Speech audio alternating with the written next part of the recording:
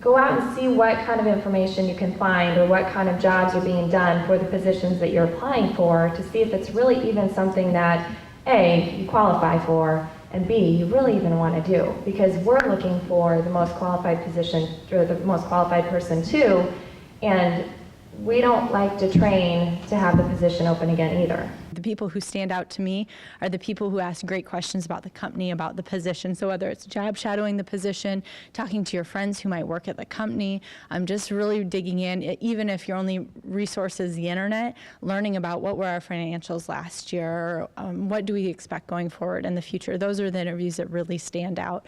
But we can see the attitude that you have walking into the door. So walk in with a smile, be optimistic, have a firm handshake, just simple things like that. You'll really stand out, because just because it is temporary or contract, it doesn't necessarily mean that the position isn't going to pay, 15 to 20 or even $35 an hour. So just keep that in mind if you do apply to staffing firms.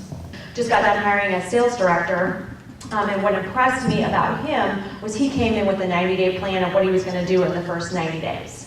And he had a book of what he was going to do to be able to, tell me what he was going to do to create business. Was that someone had submitted just a simple note card, like it was like a postcard, and on it had just grabbing verbs of things that they had done that really went along with the position. It was very concise, it was easy to read, very fast for me to go through.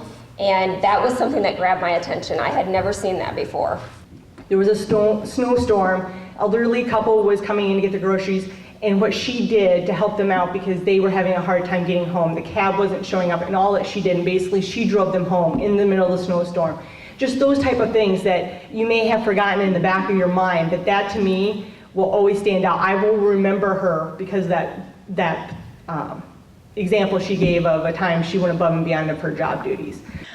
So even the preparation of, okay, I know at 9 o'clock I'm going to get a phone call. You should be in a quiet room. You should have the door closed, have your computer sound off, all of those things, because that preparation stands out too. I would expect candidates take an in-person interview just like they would a phone interview where they set aside that time. I would suggest that if you know anybody in a company that you are interested in, simply ask them to give a good word for you. I mean, that's very simple to do, but it goes far.